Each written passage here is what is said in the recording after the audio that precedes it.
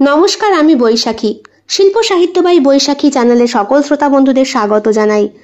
আজ আপনাদের বলবো সম্পূর্ণ ভিন্ন স্বাদের ভিন্ন আঙ্গিকের প্রাপ্তমনস্কদের জন্য লেখা একটি গল্প, আরও কিছু দিতে বাকি। গল্প পাঠ এবং লেখায় আমি বৈশাখী বিশ্বাস দেবনাথ। গল্পটি প্রথম থেকে শেষ পর্যন্ত শুনবেন। ভালো লাগলে অবশ্যই লাইক করবেন, কমেন্ট করবেন, শেয়ার করবেন এবং আপনাদের প্রিয় চ্যানেল শিল্প সাহিত্য বাই বৈশাখী সাবস্ক্রাইব করে বেল বাটন প্রেস করে পাশে থাকতে একদম ভুলবেন না। বন্ধুরা, শিল্প সাহিত্য বাই বৈশাখী এখন চলে এসেছে ইউটিউব মিউজিক পডকাস্টে। ইচ্ছে করলে আপনারা সেখান থেকেও গল্প শুনতে পারেন এবং আপনাদের ব্যক্তিগত মতামত আমার সঙ্গে শেয়ার করতে পারেন। আজ আপনাদের বলবো সম্পূর্ণ ভিন্ন স্বাদের ভিন্ন আঙ্গিকের গল্প, আরও কিছু দিতে বাকি। গল্প পাঠ এবং লেখায় আমি বৈশাখী বিশ্বাস দেবনাথ।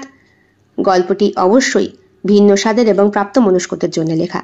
যাদের ভালো লাগবে না তারা দয়া করে এড়িয়ে যাবেন। এই গল্পটি সম্পূর্ণরূপে কল্পনা প্রসূত। যদিও কিছু ক্ষেত্রে বাস্তব ঘটনার ছোঁয়া থাকতে পারে, এটি লেখকের কল্পনার সাথে মিশ্রিত একটি সৃষ্টিশীল উপস্থাপন। গল্পটি কোনো ব্যক্তি, ঘটনা বা প্রতিষ্ঠানের সাথে মিলে গেলে তা নিতান্তই কাকতালীয়। এই গল্প শুধুমাত্র বিনোদনের উদ্দেশ্যে তৈরি করা হয়েছে। বাবুই বোধহয় ঘুমিয়ে পড়েছে, তাই না গো? হ্যাঁ, অনেকক্ষণ। তুমি একটু ঘুমানোর চেষ্টা করো, রাত তো কম হলো না। বাবুই যে কতদিন কাজে আসে না, আর কতদিন আমাকে এইভাবে একা একা থাকতে হবে। আমার আর ভালো লাগছে না। অমন করো না রাগিনী, দেখো তুমি একটু ঘুমানোর চেষ্টা করো। তাছাড়া তোমার চিন্তা কি? শোনো, রজনী তো আছে, ও ঠিক সামলাতে পারবে। ওর বা বয়স কত বলো? আচ্ছা, এই পক্সগুলো কবে কমবে? কি চুলকাচ্ছে, মাঝে মাঝে জ্বলছে। আচ্ছা, আমার এই বিছানায় নিম পাতা দেওয়া বন্ধ করবে না তোমরা? আর তুমি কেন আমার কাছে থাকছো? তোমার যদি আমার ছোঁয়াতে কিছু হয়ে যায়, মা বারবার বলে দিয়েছে। হ্যাঁ, মেয়েটাও আসছে না, সে না আসুক, আমি সুস্থ হই। চোখ থেকে টপ টপ করে জল পড়ছে রাগিনীর। সুদীপ্ত কোমল হাতে তা মুছিয়ে দেয়। সুন্দর মুখশ্রীতে সর্বত্র জায়গায় পক্স হয়েছে, গালে, নাকে, ঠোঁটে কোথাও বাদ যায়নি, এমনকি হাতের আঙুলগুলোই পর্যন্ত।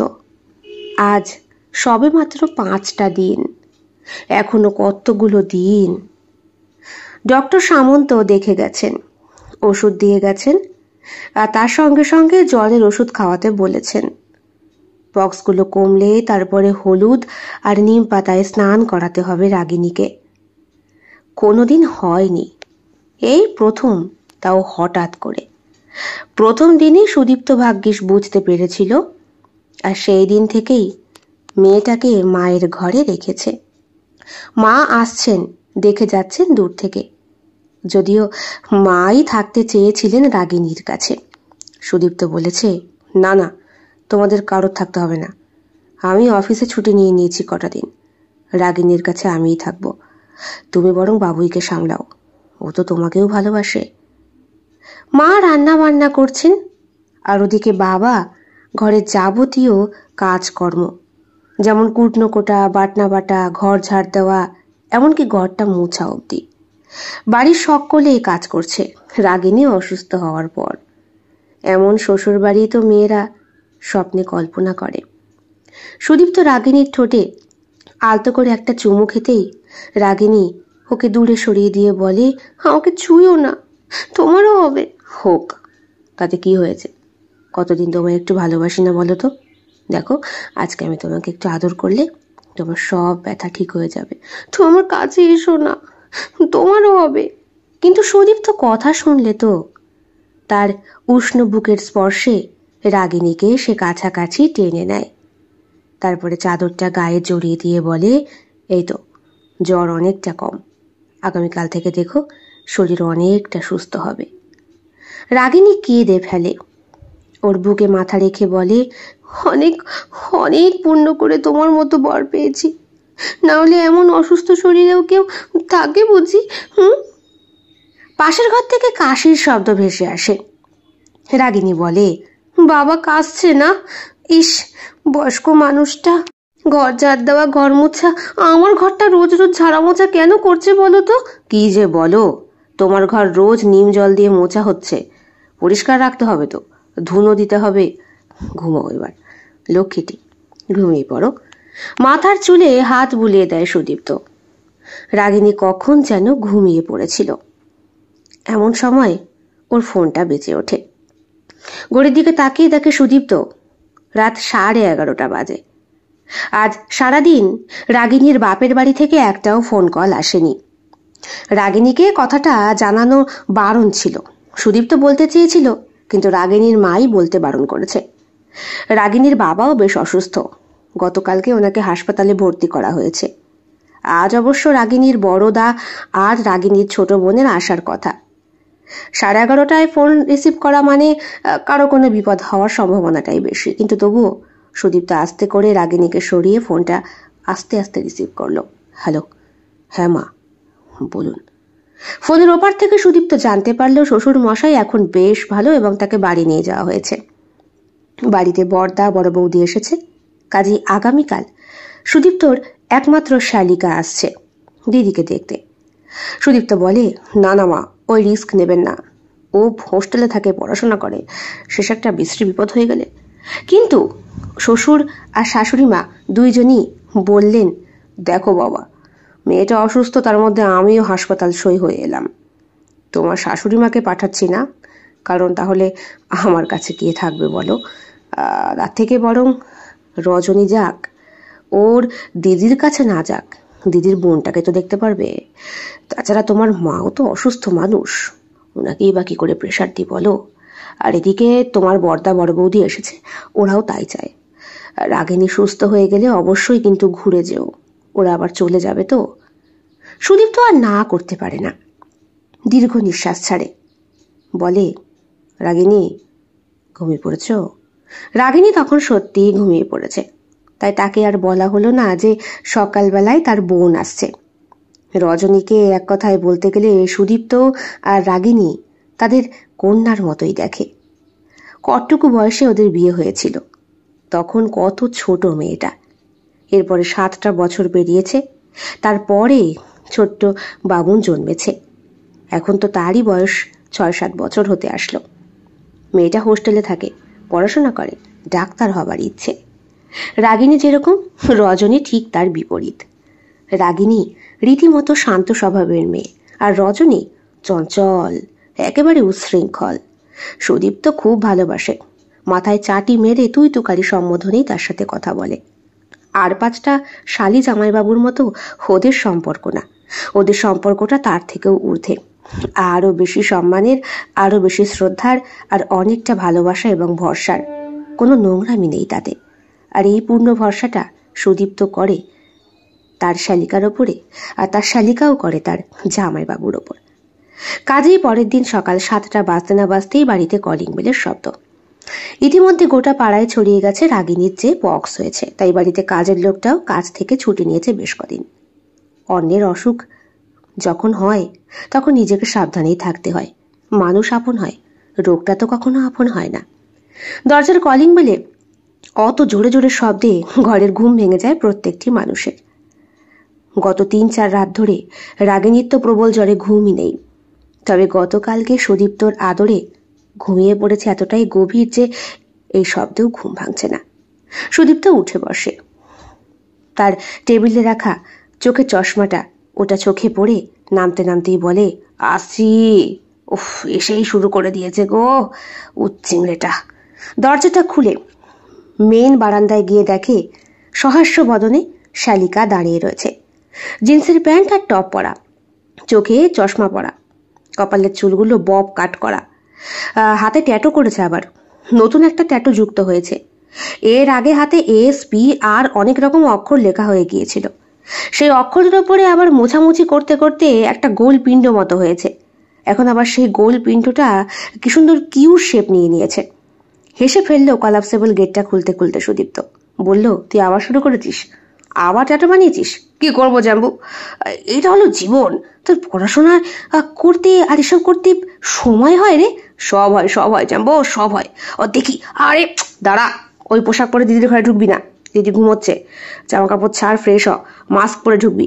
আরে জাম্বো জাম্বো জাম্বো বলে সুদীপ্তর পিঠে বেশ কয়েকটা চাপড় মারে রজনী। বলে, কোনো ব্যাপার না, অল ইজ ওয়েল। সবসময় বুকের ওপর হাত রেখে কথাটা বলে। তারপরে বলে, জাম্বো, এই স্যান্ডো গেঞ্জি পরে কিন্তু তোমাকে হেভি হ্যান্ডসাম লাগছে। তা দিদির বক্স কমেছে তো, নাকি তার আগেই একটা চাটি মারবো? অসভ্য মেয়ে, যা চ, ফ্রেশ হবি চ। তোর জন্য ওপরের ঘরটা ঠিক করেছি। আর ওপরের ঘরে কেন? দূর, বললাম আমি বুবুনকে নিয়ে তোমাদের পাশের ঘরেই থাকবো। না না, পাশের ঘরে নয়, ওকে যতটা সম্ভব দূরে দূরে রাখা হচ্ছে, ছোট মানুষ। আচ্ছা ঠিক আছে, বলো। তারপর সুদীপ্ত তাকে হাত ধরে ওপরের ঘরে নিয়ে যায়। বলে, এই ঘরে থাকবি। আরে বাস, ঘরটা তো হেভি পরিষ্কার।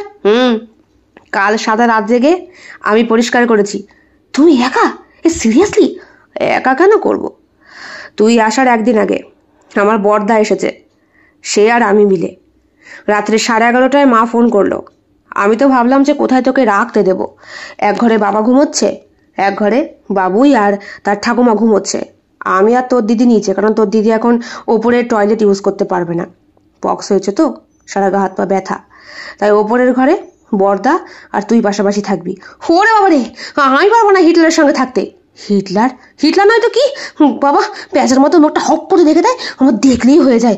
বাবারে বাবা, স্কুলের মাস্টার জানতাম, বাড়ি এসে এমন মাস্টারই করে। চিৎকার করিস না, ঘুমোচ্ছে। তোর জন্য ঘর পরিষ্কার করতে করতে রাত 2টোর সময় শুয়েছি আমরা। এরপরে চেঁচালে না, লাঠি দিয়ে এসে পিটাবে। কথাটা শুনে ভয় পেয়ে গেল রজনী। বলল, জাম্বো, তুমি বরং যাও, আমি বরং হাত মুখ দিয়ে ফ্রেশ হয়নি। ঠিক আছে, দরজা বন্ধ করে দিস।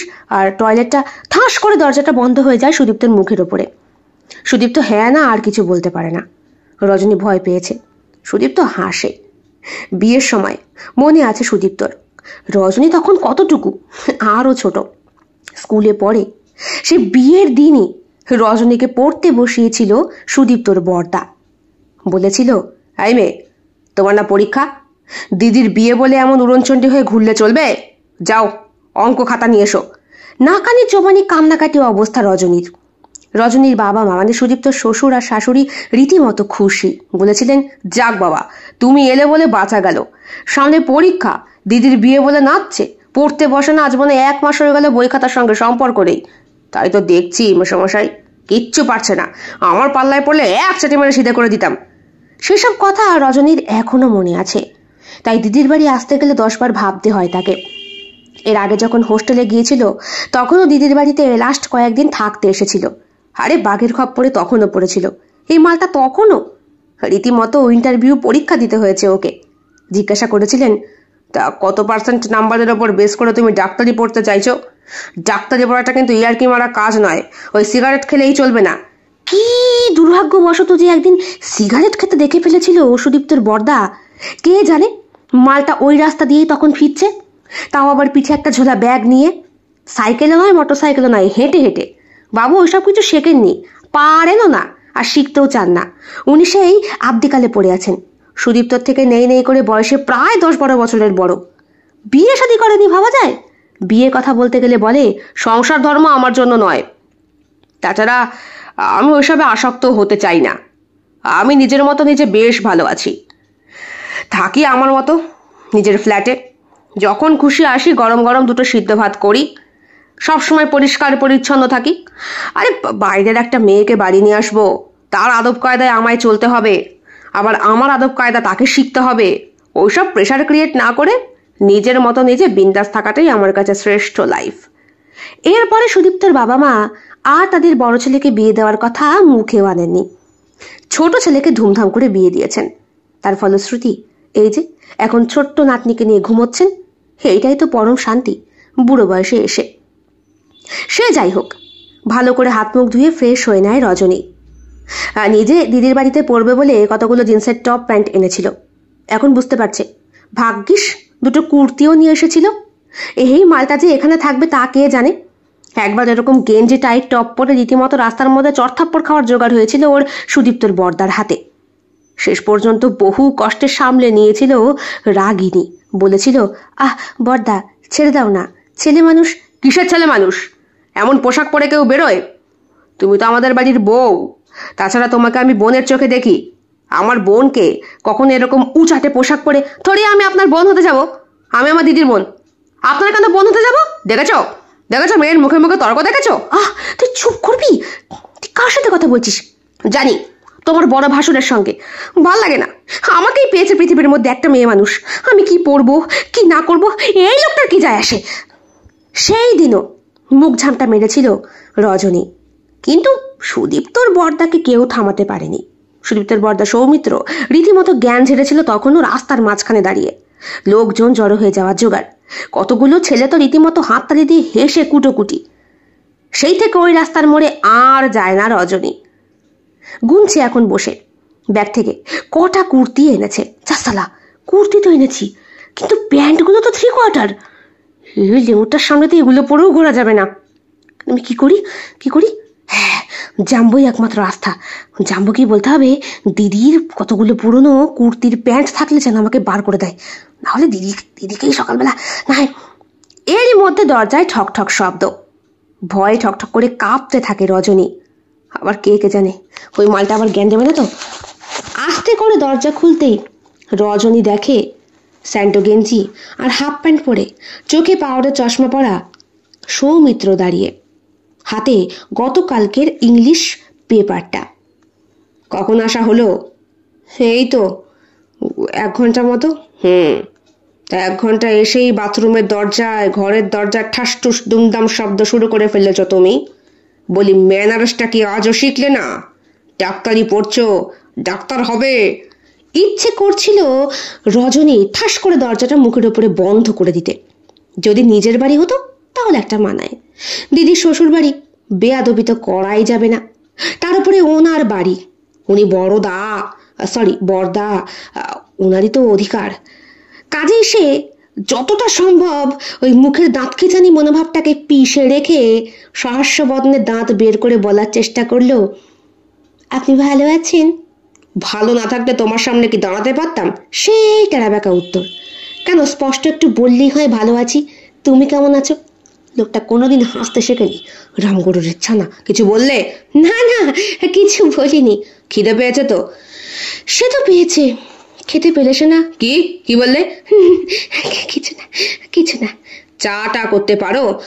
হ্যাঁ, হোস্টেলে থাকি মেয়েদের সাথে, আর আমরা তো তা মেয়েদের সঙ্গে না থেকে কি তোমার ছেলেদের সঙ্গে থাকলে ভালো হতো। এইবার বলতে ইচ্ছে করছিল রজনীর, আপনি তো বড্ড অসভ্য মানুষ। তবুও নিজেকে সামলে বলল, না, আসলে বলতে চেয়েছি মেয়েরা থাকি তো, তাই হোস্টেলের রান্না বুঝতেই পারছেন।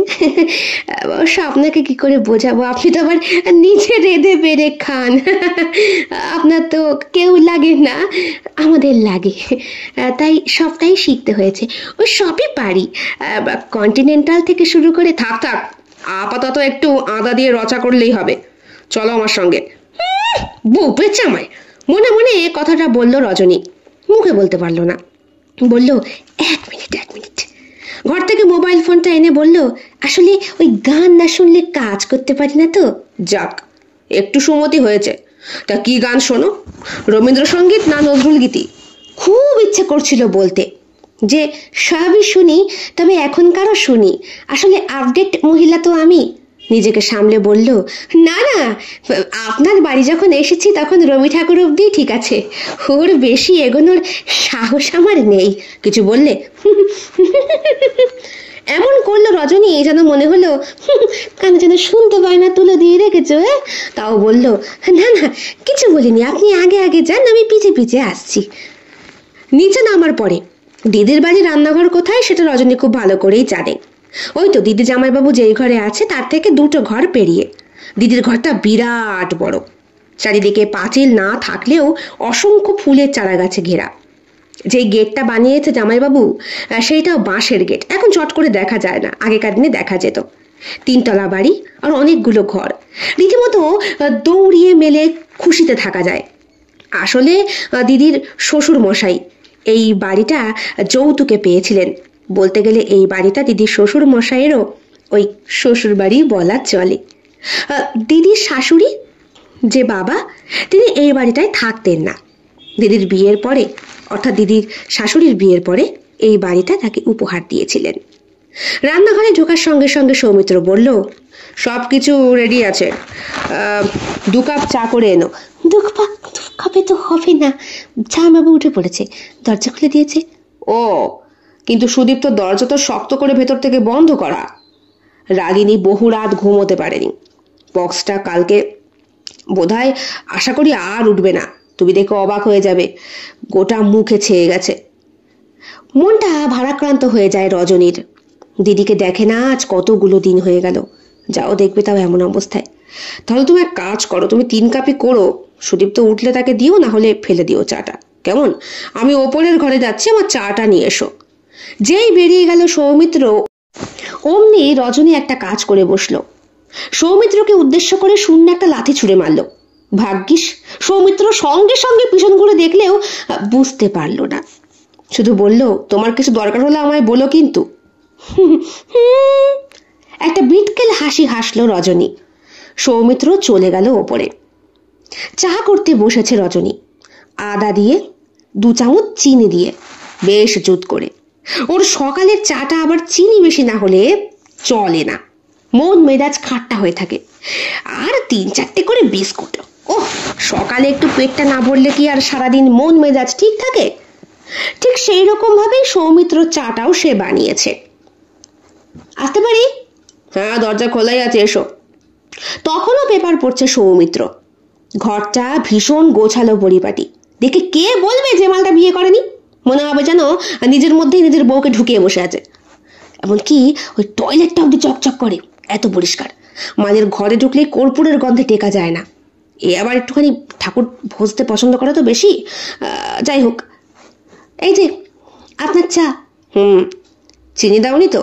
এই রে, রজনী পড়লো ফাঁপড়ে। বলতে গেল, আসলে থাক, ঠিক আছে। বিস্কুট চুবিয়ে মুখে দিতে দিতেই তখনও রজনী বেচারি দরজা পেরিয়ে যেতে পারেনি। রাবেশ, তুমি জানো না আমি চায়ে চিনি খাই না, আর দিলেও একদম সামান্য।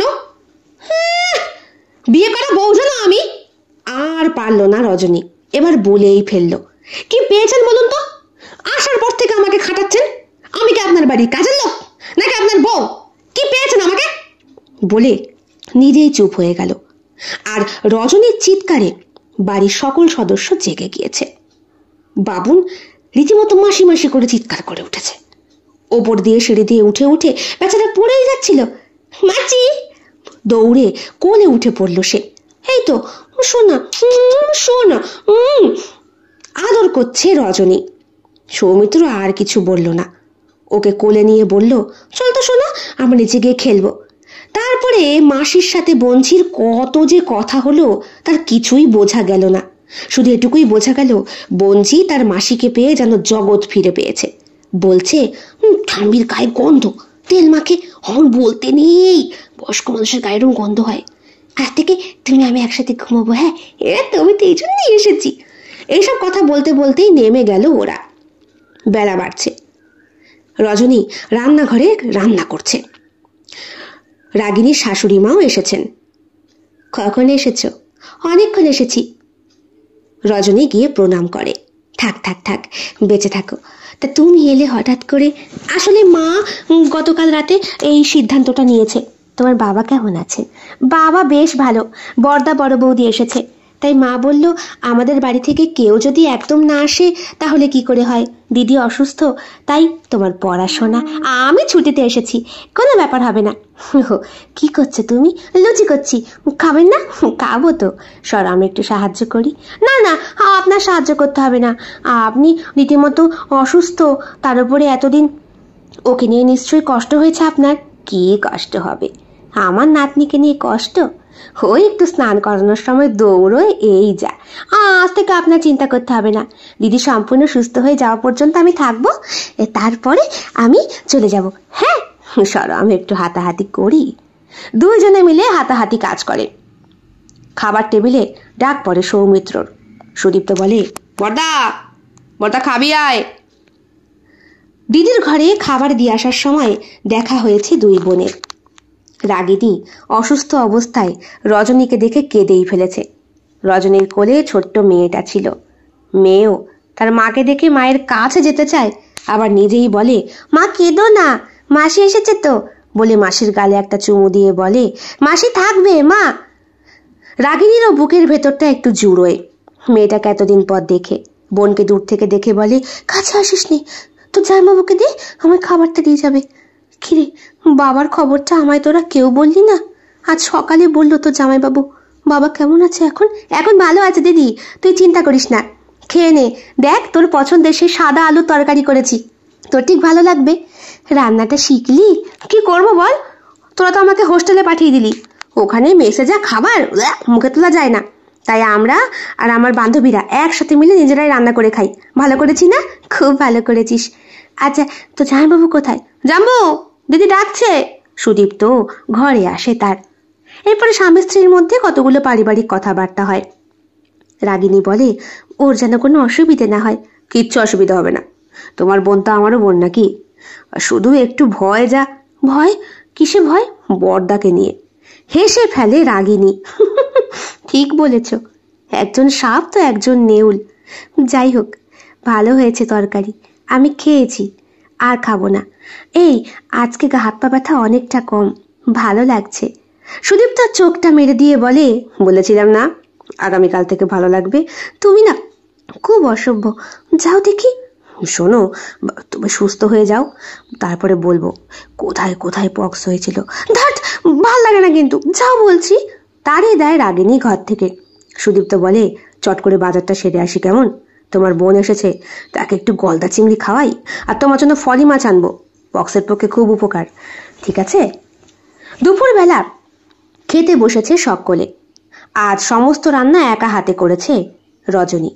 সৌমিত্র ওপর থেকে আর নামেনি। তারপরে ওর খাবার থেকে শুরু করে জলটুকু পর্যন্ত ওই রাগিনীর শাশুড়ি মাই গিয়ে দিয়ে এসেছেন। প্রয়োজনে সুদীপ্তও গেছে, সে তো ছুটিতে বাড়ি। অবশ্য এসব সাহেবিপানা দেখলে রজনীর বেশ রাগ হয়। দুপুরবেলা খেতে বসে সুদীপ্ত খাবারটা নিয়ে রাগিনীর কাছে গিয়ে যায়, বলে, তোমার দিদির ঘরে আমি নিয়ে গিয়ে খাচ্ছি, তুমি এক কাজ করো, তুমি বাবুনকে খাইয়ে নিজেও খেয়ে নাও। ঠিক আছে জানবো।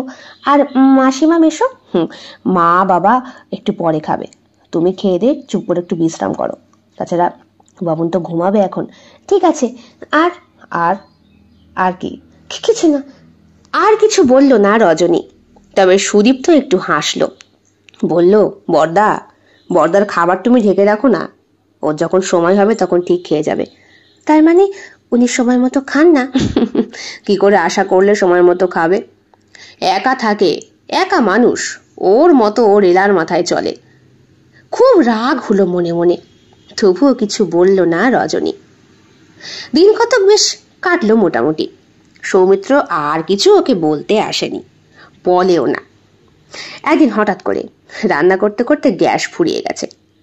এখন রাগিনী অনেকটা সুস্থ। ঘর থেকে বাইরে না বেরোলেও সে দরজার কাছে এসে দাঁড়ায়, মেয়ের সঙ্গে দূর থেকেই কথা বলে। পক্সগুলো সেরে গিয়ে এখন খোসাগুলো পড়ছে। এই সময়টা আরো বেশি সাবধানে থাকতে হয়, আর ঘর মুছে বিছানার চাদর পরিষ্কার করে পরিপাটি থাকতে হয়। সব কটা জিনিস সুদীপ্ত করলেও ওই রান্নার কাজটা রজনী সামাল দেওয়াতে সুদীপ্তর মা বেশ খানিকটা বিশ্রাম পেয়েছেন। উনি পুজো আচ্ছা করেন, আর মাঝে মধ্যে ঘর ঝাড় দিয়ে মোছার চেষ্টা করেন। শ্বশুরমশাইও হাতাহাতি কাজ করেন। সেই দিনটা সুদীপ্ত মন্দিরে গিয়েছিল পুজো দিতে তার মেয়েকে নিয়ে, মাও গিয়েছিল সঙ্গে। রাগিনী, তার শ্বশুরমশাই, রজনী, আর বাড়িতে রয়েছে সৌমিত্র, মানে যমদূতটা। রাগিনী ঘুমিয়ে পড়েছে। একদিনের শরীর বেশ খানিকটা টায়ার্ড। শ্বশুরমশাই বোধহয় রেডিওতে গান শুনছিলেন। এমন সময় রজনী বলে, ইস, গ্যাস ফুরিয়ে গেল, জামাইবাবুও বাড়ি নেই, এখন কি করি? আমি তো আমার সিলিন্ডার লাগাতে পারি না, গ্যাস বেরিয়ে যায়। যাই যাই মেসোমশাইকে গিয়ে বলি। না না, বয়স্ক মানুষ, উনি কি পারবেন? তাহলে কি হয়েছে কি? হঠাৎ করে সৌমিত্র যে কখন পিছনে এসে দাঁড়িয়েছে সত্যি রজনী টের পায়নি। এবার রজনী বলে, ওই আসলে আসলে কি? মেয়ামাও করলে হবে, বলতে হবে তো। আবার রজনীর কিছু বলতে ইচ্ছে করছিল। আর এই যে হাতের ট্যাটুটা কবে করা হলো? এই এক ট্যাটোয় তো বিধ্বংসী অবস্থা হয়েছে হাতের চামড়ার। এবার তো দেখুন, আপনার এসব ব্যাপারে ইন্টারফেয়ার না করলেও চলবে। ভাল লাগে না। গ্যাস ফুরিয়ে গেছে, লাগিয়ে দিন এটা। ও, লাগাতে পারো না? না, পারি না। অবশ্য লাগানো তো আর তোমার কাজ না। হঠাৎ করে রজনী ঘুরে তাকায় ওনার দিকে। সৌমিত্র কি সেন্সে কথাটা বলেছে সৌমিত্রই জানে। সে বলে, সরো সরো সরো, হা করে তাকিয়ে থেকে লাভ নেই, মুখে মশা ঢুকে যাবে। আমি লাগিয়ে দিচ্ছি। সৌমিত্র যখন গ্যাসটা ঠিক করছে তখন ওর ঘামে ভেজা স্যান্ডো গেঞ্জির ভেতরের শরীরটা রজনীকে রীতিমতো কাঁপিয়ে দেয়। সুদীপ্তর মতোই তো, নাকি সুদীপ্তর থেকেও আরো বেশি ইয়ং লাগছে লোকটাকে। চাপ দাঁড়িয়ে থাকার জন্য আরো বেশি আকর্ষণীয় লাগছে এই মুহূর্তে। রজনীর পাশ কাটিয়ে যখন গিয়েছিল তখন শরীরের একটা গন্ধ এসেছিল ওর নাকে। অবশ্যই গন্ধটা ডিও মিশ্রিত। এখন বেশ খানিকটা কাছাকাছি ওরা দুইজন একই রান্নাঘরে। পরিবেশটা কেমন যেন একটু অন্যরকম। বাড়িতে যারা রয়েছে তার মধ্যে একজন অসুস্থ আর একজন বয়স্ক। কাজেই হয়ে গেছে। হ্যাঁ, হয়ে গেছে। হো, থ্যাংক ইউ। কি থ্যাংক ইউ? কি? হ্যাঁ, শুনতে হবে না, আপনি জানতো। এক ধাক্কায় রজনী রান্নাঘর থেকে ওকে বাইরে বের করে দেয়। ঠিক তখনই রজনীকে এক ঝটকায় নিজের বুকের ওপরে টেনে নেয় সৌমিত্র। রজনীর ঘামে ভেজা চুলগুলো নিজের হাতের আঙুল দিয়ে সরিয়ে দেয়। রজনীর চোখ নিচু করে রয়েছে, শরীরটা ভয়ে কাঁপছে। পরনে সেই 3/4 প্যান্ট আর কুর্তি, একটা জঘন্য কম্বিনেশন লাগছে দেখতে। সৌমিত্র ওর কানের লতির কাছে ঠোঁট এনে বলে, এমন কম্বিনেশনের কাপড় পরলে কিন্তু আরো বেশি আকর্ষণীয় লাগে তোমাকে। কি করছো এটা? বাড়ি ফিরবে না, নাকি এখানেই সারা জীবনের জন্য আটকে রাখবো? এখন তো বড় হয়েছ, আর কিভাবে বোঝাবো তোমাকে? রজনীর সময় সেই সময় যেন থমকে গিয়েছে। চুপ করে তাকিয়ে রয়েছে সে সৌমিত্রর চোখের দিকে। সৌমিত্রর চোখের ভাষা বুঝতে এতটুকু বাকি লাগছে না রজনীর। তার কাঁপা ঠোঁটে সে বলছে, সৌমিত্রদা, এগুলো আপনি? কি? আমি দাদা? শেষ পর্যন্ত এই সম্বোধন? সেই ছোট্টবেলা থেকেই দেখে বুঝেছিলাম এই উড়ন চটিটাকে শান্ত করার জন্য আমি থাকবো, আর আমারই দরকার। না হলে এত বয়স হয়ে গেল, এখনো বসন্ত এলো না কেন আমার জীবনে? ঠিক তখনই সুদীপ্তর মায়ের এবং সুদীপ্তর মেয়ের কণ্ঠস্বরে সৌমিত্র ওকে ছেড়ে দেয়। বলে, রাতে আমার ঘরে আসবে, কথা আছে। রজনী ঠকঠক করে কাঁপতে থাকে। সারাদিন রান্নায় লবণ দেওয়া, কোনো রান্নায় আবার একগাদা চিনি, কোনোটায় তো আবার ঝালই নেই। তবুও সৌমিত্র খেতে বসে হাসে। রজনী ওর চোখের দিকে তাকাতে পারছে না। সৌমিত্র বুঝতে পারছে রীতিমতো প্রাণ চঞ্চল উচাটে মেয়েটা আজ একদম শান্ত হয়ে গিয়েছে, সমুদ্রের মতো। মোহনার কাছে এসে তার যেন কোনো আর উচ্ছ্বাসই নেই, এখন শুধু মিলিত হয়ে ভেসে যাওয়ার অপেক্ষায়। সুদীপ্ত ব্যাপারটা লক্ষ্য করে। সে আর কিছু বলতে চায় না, কারণ তারও মনে মনে ইচ্ছেটা ছিল, বলা হয়নি, কারণ দাদা তো বিয়েই করতে চায় না। সৌমিত্র একদিন রজনীকে লক্ষ্য করেছে। রজনী যেন রাগিনীতে আর একটা পাল্টা রূপ। মা বাবার সঙ্গে ব্যবহার, বাচ্চার সঙ্গে ব্যবহার, সবকিছু মিলে রাগিনী ঠিক যেরকম, রজনীও ঠিক তাই। শুধু পার্থক্য এই যা, রাগিনী সংসার ধর্ম পালন করছে আর রজনী ডাক্তার হতে চায়। খুব ভালো কথা, কিন্তু বিয়ে করে সংসারের প্রতি মনোনিবেশ করলে ওই চঞ্চল ভাবটা আর থাকবে না রজনীর। তখন সেও রাগিনীর মতোই শীতল হবে, স্রোতস্বিনী শান্ত তটিনীর মতো। রাত যত এগোয় তত বুকের ভেতরটা ধমাধম বাজতে শুরু করেছে রজনীর। খুব ভয় লাগছে। ডাকলো কেন? কিছু করবে না তো উল্টো পাল্টা? আচ্ছা, আমার জীবনেই বা কোনো পুরুষ কেন আসেনি? আমি কেন প্রেম করিনি? আমার গার্লস হোস্টেলের পাশেই তো বয়েজ হোস্টেল। ও অবশ্য ছেলেগুলো প্রেম করবে কি করে? আমার কাছে আসতেই ভয় পেত। আসলে আমার স্বভাবটা একটু পুরুষ পুরুষ ধরনের তো। তাহলে ওই লোকটার কাছে গিয়ে আমি শান্ত হয়ে গেলাম কি করে? আচ্ছা, কদিন আগেই তো আমি আর স্নিগ্ধা একসঙ্গে বেরিয়েছিলাম মার্কেটে। একটা পকেট মার রীতিমতো স্নিগ্ধার ব্যাগ নিয়ে চলে যাচ্ছিল। আমি তো রাস্তার মধ্যে উদম মার মেরেছিলাম। কই তখন তো নাকি জানি না বাবা। আমি যে ছোট্ট মেয়েটি এসে মাসির সঙ্গে আজকে ঘুমোতে চাইলে সুদীপ্ত বলে, আজ এক কাজ করো, ঠাম্মির কাছে গিয়ে ঘুমো। ঠাম্মির সাথে কতদিন ঘুমো না? তাছাড়া মাসির কাছে ঘুমোলে তুমি রাত্রেবেলা ঘুমো না। আমি তোমাদের ঘরে গিয়ে দেখেছি তোমরা অনেক রাত অবধি কার্টুনের সিনেমা দেখো, তাই না বাপি? হ্যাঁ আমি জানি তো, গতকালকে মনে হয় সিন্ড্রেলা দেখেছিলে। হ্যাঁ বলে সাই কাটে ছোট্ট মেয়েটি। সুদীপ্ত বলে, তোমার পরীক্ষা না আগামী সপ্তাহ থেকে? ঠাম্মির কাছে ঘুমো। আর এই যে মাসিমণি, আগামীকাল থেকে একটু বঞ্চিকে পড়িও নাকি? পড়াবো। রজনী, সব ঠিক আছে তো? জিজ্ঞেস করে সুদীপ্ত। রজনী বলতেই চাইছিল যে আপনার দাদা আমাকে, আর বলা হলো না। সুদীপ্ত বলল, ঠিক আছে, খাওয়া দাওয়া হয়ে গেছে, বাসন কোসন থাক, আমি কাজের লোকটাকে খবর দিয়ে দিয়েছি আগামীকাল থেকেও আসবে। তাছাড়া রাগিনী এখন অনেকটাই সুস্থ, বলতে গেলে পুরোটাই। পক্স প্রায় সব ঝরেই গিয়েছে, আর মাত্র 2-4 দিনের ব্যাপার, তারপরে তুমি যেতে পারো। তোমাকে তো বেশি দিন আটকে রাখতে পারি না, আর আটকানোটা উচিতও না। ওই বাড়িতে তোমার বাবাও অসুস্থ। মনটা ভার হয়ে যায় রজনীর। কদিন এখানে থেকে নিজের ঘাড়ে সব দায়িত্ব নিয়ে সব কিছু কেমন যেন আপন আপন লাগছিল, কিন্তু সুদীপ্তর কথায় এক লহমায়, এক দমকা হাওয়ায় সব যেন কোথায় হারিয়ে যাচ্ছে। চোখের কোণাটা জল চলে আসে ওর। একটু হাত দিয়ে মুছে বলে, হ্যাঁ ঠিক আছে আমি যাচ্ছি। রাত 11টা বাজে। সারা বাড়ি নিস্তব্ধতায় মগ্ন, প্রত্যেকে ঘুমোচ্ছে। রজনীর পাশের ঘরে সৌমিত্র থাকে, কাজেই রজনীর যাবার দরকার নেই, সৌমিত্র নিজেই এসে ধরা দিতে জানে। রাত 11:30টার পরও যখন রজনী গেল না, সৌমিত্র তখন আর পারল না। দরজার কাছে এসে 3বার টোকা মারতেই রজনী ভেতর থেকে বলে, আমি খুলবো না, আমার ভয় করছে। সৌমিত্র হাসে, খোলো, কথা আছে। না না না আমি খুলবো না। আপনি আপনি খুব বদমাস। খুলবে নাকি ডুপ্লিকেট চাবি দিয়ে আমি খুলবো? না না আমি খুলছি। দরজায় কোনো ছিটকিনি নেই, লক সিস্টেম করা, কাজেই দরজা খুলতেই হলো রজনীকে। আর খোলার সঙ্গে সঙ্গে দরজাটা ভেতর থেকে বন্ধ করে সৌমিত্র বলল, তোমার কি মনে হয় আমি তোমার সাথে কোনো বাজে কিছু করব? না মানে আসলে মানে আসলে মানে আসলে কি? খুব তো নিজেকে নিয়ে ভাব মারো। হ্যাঁ, সকালবেলা যেই একটু কাছে টানলাম সঙ্গে সঙ্গে তো আর নড়তেই পারলে না কেন? বুক ঢিপঢিপ করছিল বুঝি? ভয় করছিল?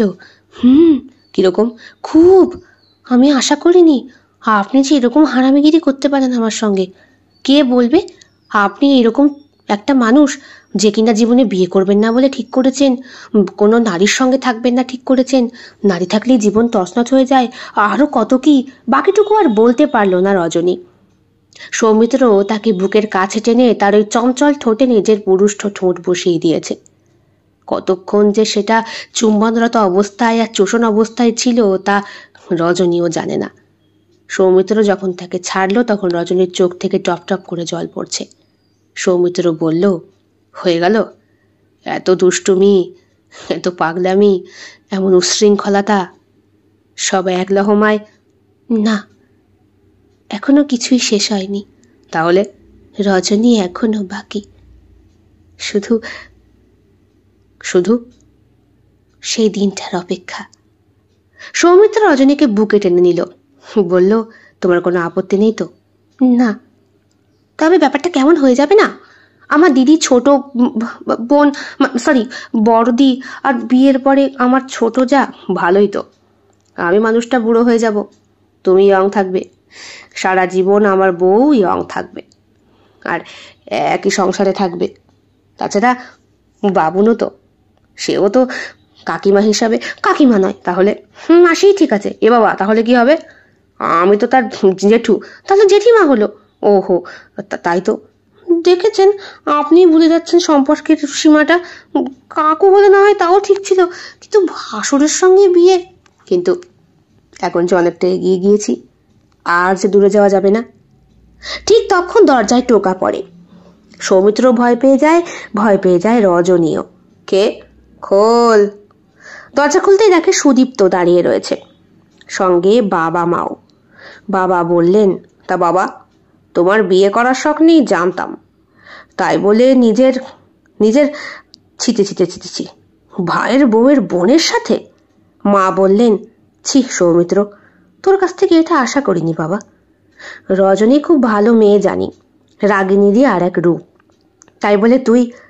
ঠিক সেই সময় ছোট্ট বাচ্চাটা কোথা থেকে উদয় হয়ে হাত তালি দেয়, হাত দিতে দিতে বলে, ভয় পেও না জেঠিমণি, মাসি আমার জেঠিমণি, এটাই কথা বলছিল, ঠাকুরদা ঠাকুমা আর বাবা তোমাকে ভয় দেখাচ্ছে।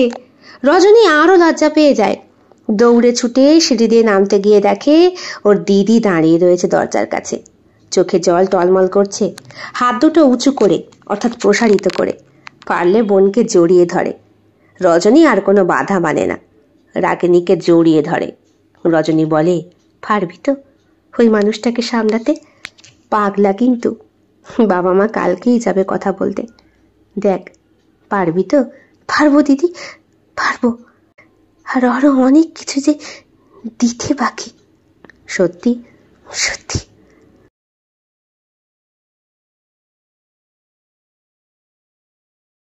কেমন লেগেছে আজকের গল্প কমেন্ট বক্সে কমেন্ট করতে একদম ভুলবেন না। ভালো লেগে থাকলে অবশ্যই লাইক করবেন, কমেন্ট করবেন, শেয়ার করবেন এবং আপনাদের প্রিয় চ্যানেল শিল্প সাহিত্য বাই বৈশাখী সাবস্ক্রাইব করে বেল বাটন প্রেস করে পাশে থাকতে একদম ভুলবেন না বন্ধুরা। দেখা হবে খুব শিগগিরই আগামীকাল সম্পূর্ণ নতুন একটি ভিন্ন স্বাদের গল্পের সঙ্গে। আপনাদের সকলের উপস্থিতি একান্তভাবে কামনা করি। সকলে খুব ভালো থাকবেন, সুস্থ থাকবেন এবং একইভাবে সাহায্য এবং সহযোগিতার হাত বাড়িয়ে দেবেন। সবাই ভালো থাকবেন। শুভরাত্রি।